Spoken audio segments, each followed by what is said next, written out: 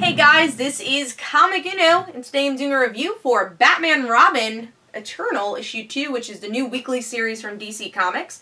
But before I start talking about this issue, just want to give you guys a couple updates. Of course, I have Comic Uno episode 116, and that's a show where I review all the comics I've read this week in one show. So here are the exclusive comics. We got Switch issue 1, Robin Hood issue 15, Grim Fairy Tales issue 115, I Hate Fairy Tales issue 1, Justice League United issue 14, Mirror's Edge issue 2, Earth 2 Society issue 5, Civil War issue 5, Star Wars Shattered Empire issue 3, Savior issue 7, A-Force issue 5, Marvel Zombies issue 4, Batman Superman issue 25, Catwoman issue 45, and The Twilight Children issue 1. So if you want to go check out all those reviews, go to Comic Uno episode 116, which is annotated. But let's start talking about Batman and Robin Eternal issue 2.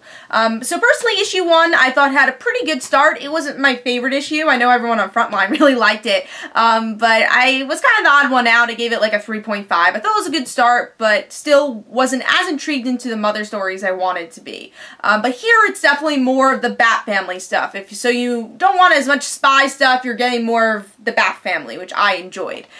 So yeah, very cool cover. I'm pretty sure Tony S. Daniel did this cover. The artist is very similar to Tony S. Daniel's style, but I don't think he did this issue. He did do last issue, but I want to see. Yeah, the pencils were from Paul Pelletier, so he did the pencils. But again, it's very similar style to Daniel, which I liked because it doesn't seem so drastic like the last Batman Eternal book, whereas the art could be beautiful one issue and the next issue just not at all. So I like that they kept consistent here.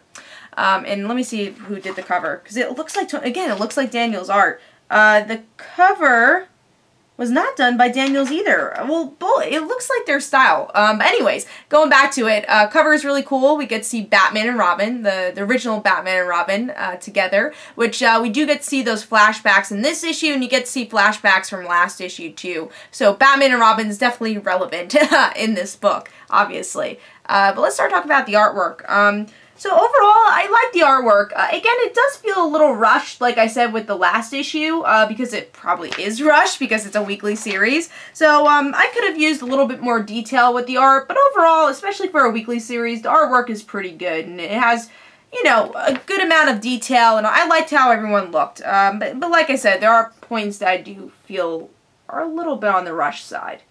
But let's start talking about the actual story. So in this issue, we get to see that, we see Cassandra Cain enters Bluebird's apartment because there's this guy who wants to fight Bluebird, and we don't really know why. And so Cassandra Cain and this guy have this big battle throughout the issue, and then Grayson sees this, like, oh, this is the same girl I encountered, you know, in the last issue. So now Cassandra Cain, she ends up kind of beating this guy, but Bluebird, Harper Rose, badly wounded, and Grayson and Stephanie don't really know what to do. They're like, oh, who is this guy? You know, we have to figure this out. So now they're all kind of teaming up to figure this out. Also, there is a flashback in this issue of Scarecrow with you know, his fear gas, because that ties into the present story, because Harper Row is dosed with some fear gas, because the villain actually had fear gas in his mask. So we get to see that parallel. And then the issue ends with Red Robin and Red Hood joining this crusade to try to figure out what's going on. And Red Hood actually encounters Cassandra Cain over there.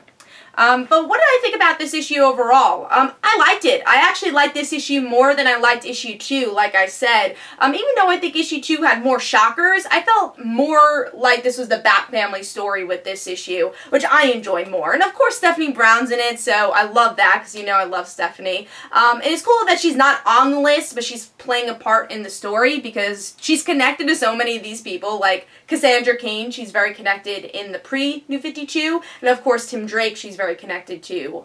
But now in the New 52, she's connected to Harper Rose. So she's connected to all these people. So she should be in this arc. And also she was a Robin in the pre-New 52. So hopefully they do something with that. So she deserves to be here, and I'm glad that she's in this issue.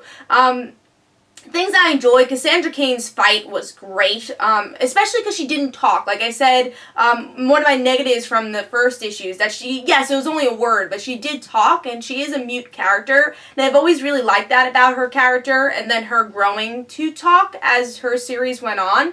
And then something that really helped Cassandra open her shell and open out of her shell is Stephanie, and Stephanie learned how to fight from Cassandra. So I hope we get to see that friendship a bit more in the New 52, or post DCU, whatever they're calling it now. So hopefully we get to see that. But yeah, I enjoyed it. I thought the interaction between Dick Grayson and Stephanie was great. I liked the ending where we get to see Red Hood and Tim Drake join the crusade, join the fight, and yeah, it felt like a Bat Family book, and I was really happy to see all these Bat Family members kind of just teaming up and learning a little bit more about Cassandra Cain. And also the flashback was pretty well done. So overall, I thought this was a very solid issue. It makes me excited to read more of Batman and Robin Eternal. So I'll give this issue a solid 4 stars. For me, I like this issue better than the first one.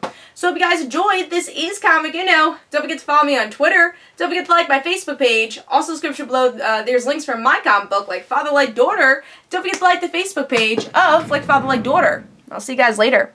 Bye.